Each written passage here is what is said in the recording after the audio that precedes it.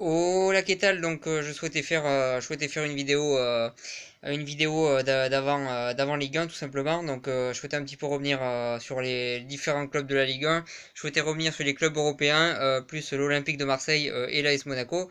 Donc je suis désolé, il n'y a pas beaucoup de lumière, on est en pleine fin de soirée que je tourne la vidéo. Donc voilà sur ça, et je suis désolé, il n'y a pas beaucoup de vidéos en ce moment, mais c'est juste que je suis en vacances et quand je reviendrai, les vidéos seront de retour. Donc pour en revenir à la Ligue 1, donc je vais commencer par l'AS Monaco. Donc l'AS Monaco qui pour l'instant a fait un recrutement plutôt intéressant avec Jason Martins qui était juste en prêt jusque-là à Monaco et qui là vient d'être officiellement un joueur de Monaco. Il y a le compte aussi dans les buts qui est un bon choix. Après il y a beaucoup de joueurs du centre de formation qui partent. Mais je pense que Monaco, il va y avoir pas mal de renouveau cette saison et je pense que Monaco, ça peut être une équipe surprise cette saison. Ça peut être une équipe dangereuse et ça va être clairement une équipe à suivre cette saison.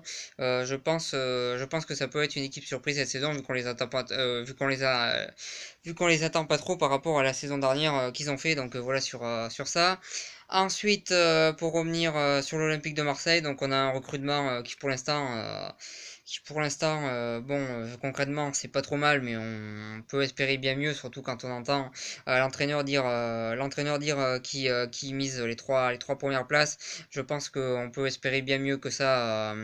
Un recrutement s'ils veulent le podium. Je pense que pour l'instant, il n'y a pas l'effectif pour jouer dans les trois premières places.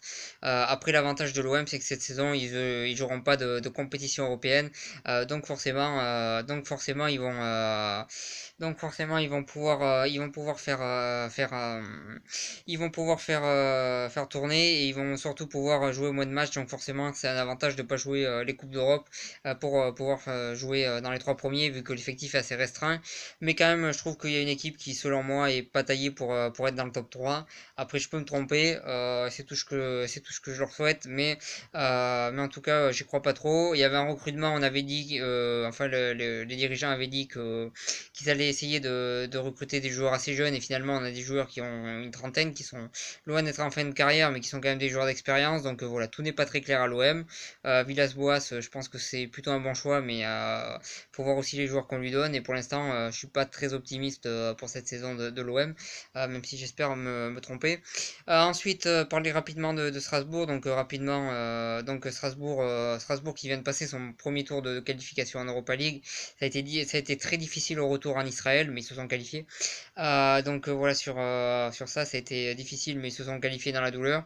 Je pense que ça va être une équipe que même s'ils se sont qualifiés pour le deuxième tour, je pense que leur objectif c'est vraiment de se qualifier pour l'Europa League, ce qui serait déjà très très bien.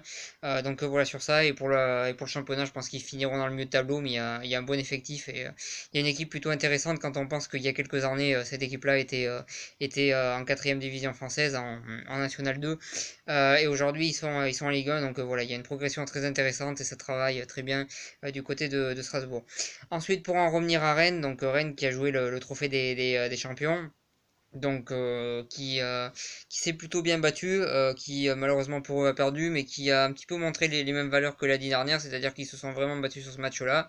Il y a un vrai collectif à Rennes, il y a des joueurs qui se connaissent bien, qui jouent bien ensemble, comme on l'avait vu la saison dernière. Je pense que avoir deux ou trois recrues, ça serait pas mal pour eux, ça leur permettrait d'avoir un effectif un petit peu plus étoffé, surtout qu'ils vont jouer l'Europa League. Euh, mais sinon, ça, mais sinon, ça reste quand même assez intéressant du côté de Rennes. Il y a un entraîneur qui est plutôt efficace.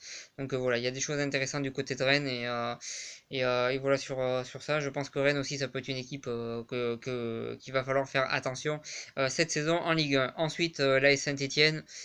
Le mercato est, on va dire, pas trop mal dans l'ensemble. Je pense qu'il pouvait espérer mieux, ça pouvait aussi être pire, mais globalement ça reste plutôt pas trop mal, on va dire. Je pense que c'est une équipe qui va avoir un petit peu du mal avec l'effectif qu'ils ont à assurer de jouer la Coupe d'Europe, l'Europa League et en plus le championnat. Ça va être un petit peu compliqué pour eux, je pense, à ce niveau-là. Mais sinon, je pense que ça va être une équipe, ça va être difficile aussi par rapport au changement d'entraîneur. Je suis pas très confiant pour Saint-Étienne, mais quand même là aussi il y a une certaine continuité à certains postes.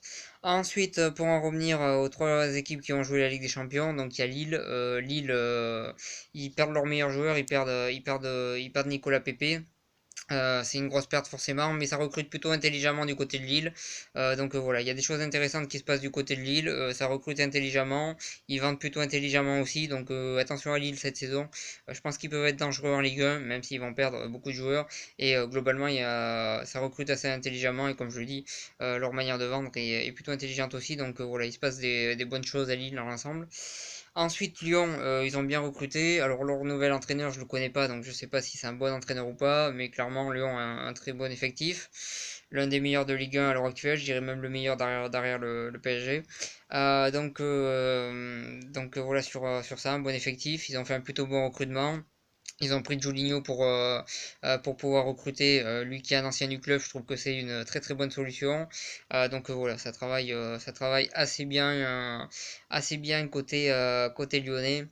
Voilà sur ça. Après, j'ai des interrogations sur cet entraîneur qui pour l'instant a jamais vraiment été entraîneur d'une équipe, en tout cas d'une équipe du niveau de Lyon. Même voilà, il a jamais vraiment été entraîneur, il a jamais vraiment prouvé. Il a été adjoint de l'entraîneur du Brésil, mais c'est pas être entraîneur.